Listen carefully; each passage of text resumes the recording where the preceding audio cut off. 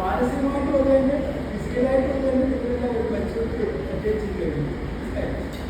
അപ്പോൾ ആ ഒരു മെച്ചൂരിറ്റി അറ്റൈൻ ചെയ്യുന്നതിന് ആവശ്യമായ ഒത്തിരി ഘടകങ്ങളുണ്ടായിരുന്നു.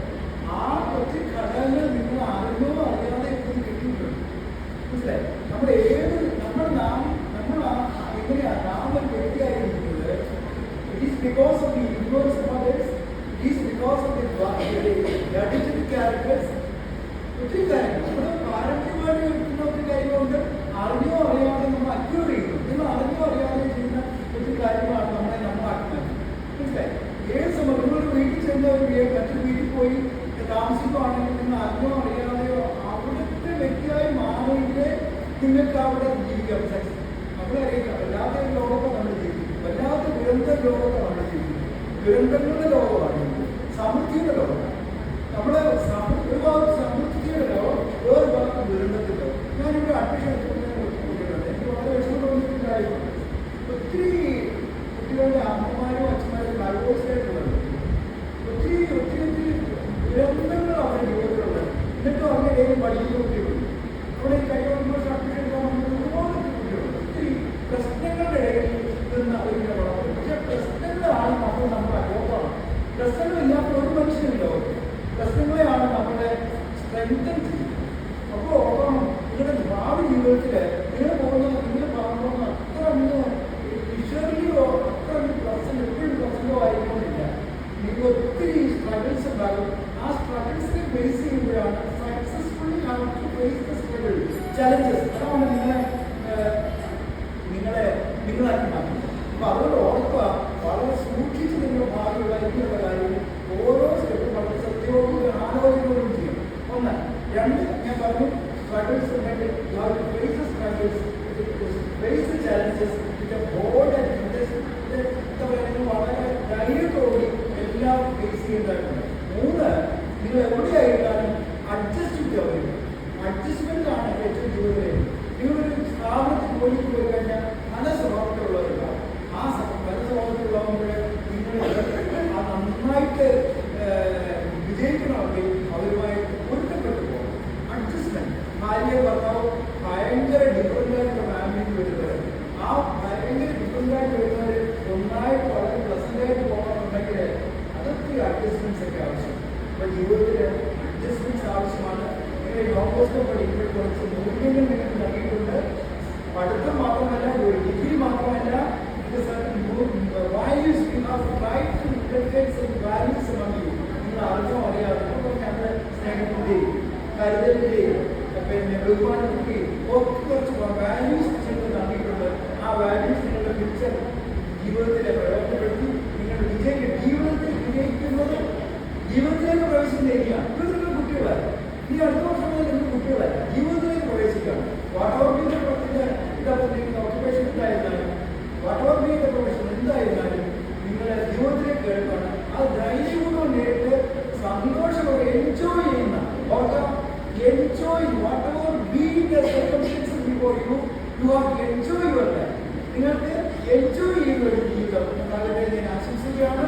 പഠിച്ച് പുറത്തിറങ്ങുമ്പോൾ നന്മയുടെയും അനുഗ്രഹത്തിൻ്റെയും ഒരു മൂല്യങ്ങളുള്ള ഒരു ജീവിതത്തിൽ ഓരോരുത്തരും ഇങ്ങനെ ഞാൻ ബ്ലസ് ചെയ്യുകയാണ്.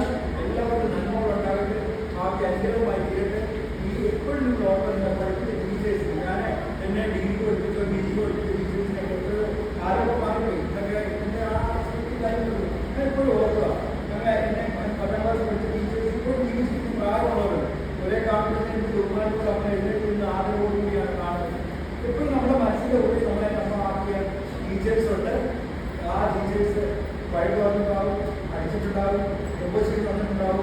പിന്നെ ഒരുപാട് ബുദ്ധിമുട്ടില്ല. ഇതെല്ലാം നമ്മളാക്കി എടുക്കേണ്ടത് ഏറ്റവും കൂടുതൽ ഉപയോഗിച്ചിട്ടുള്ള എൻ്റെ മക്കളെയാണ്, എൻ്റെ മക്കളെയാണ്. എന്തിനാ ഞങ്ങളോട് പറയുക, അതിലൊക്കെ ഞങ്ങൾ വഴിയൊക്കെ നീച്ചു നല്ല ചുരുക്കിന് നീച്ചപ്പോൾ ഈ പിന്നീട് പിന്നെ നന്നായിട്ട് കൊടുക്കും.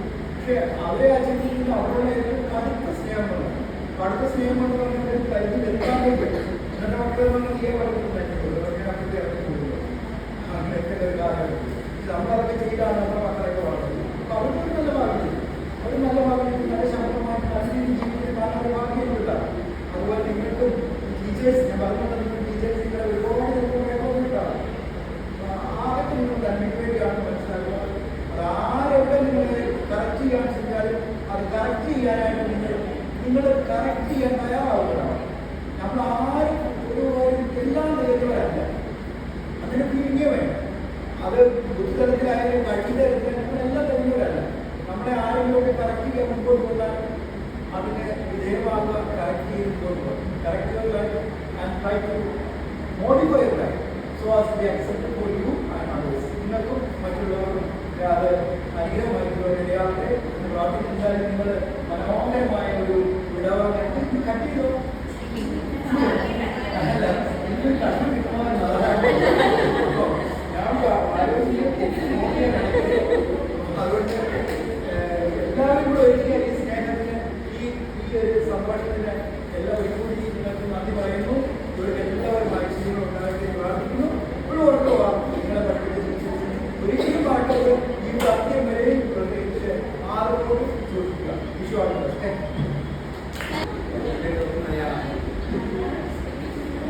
അതെ, നിങ്ങളുടെ ഇഷ്ടം. Okay, first of all, it's already in charge, teachers, dear outgoing students and my dear organizers. ഭയങ്കര ഐക്യമായിട്ടൊരു ദിവസമായിട്ട് ഫോൺ ഫംഗ്ഷൻ ഞാൻ വന്നേനെ. രീതി വൃത്താവായിരുന്നു. ഞാൻ കോവിഡ് ഞാൻ പോയത് ഓൾറെഡി കയറി പോകുന്നതല്ല. ജോയിസാറില്ല, ഓഡിയൻസില്ല, സ്റ്റുഡൻസില്ല, ജോലീസില്ല, സ്പോട്ട് അഡ്മിഷൻ നടക്കുന്നു, സ്റ്റാഫ് ഇന്റർവ്യൂ നടക്കുന്നു, പുള്ളിയുടെ MSWന്റെ ഇംഗ്ലീഷ് കോഴ്സ് കൊടുക്കാൻ വേണ്ടി നടക്കുന്നു. വല്ലാത്ത ടൈറ്റായിട്ടുള്ള ഒരു ദിവസം അതിൽ പോയി അൺഫോർച്ചുനേറ്റ്ലി. എന്ന് കരുതി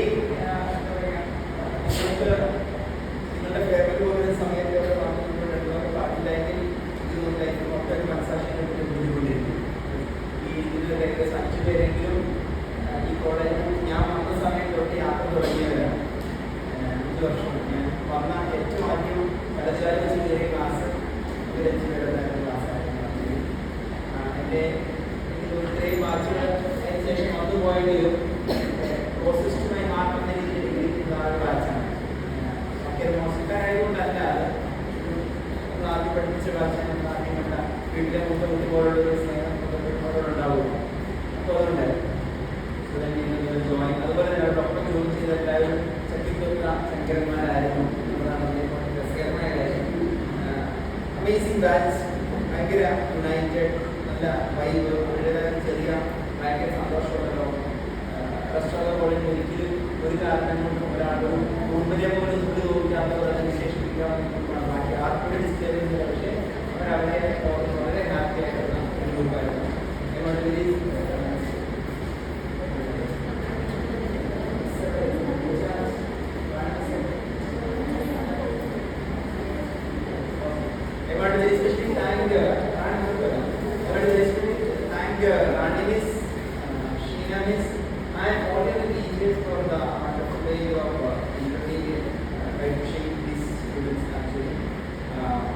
ചെയ്യുന്നതല്ല, നമുക്ക് ഒരു കോളേജിന് PG ലെവലിൽ കൊടുക്കാൻ പറ്റുന്ന ഏറ്റവും പ്രധാന കാര്യമാണ് അന്തരീക്ഷം, ആംബിയൻസ് ആണ്. ബാക്കി UG പോലെയാണ്. UG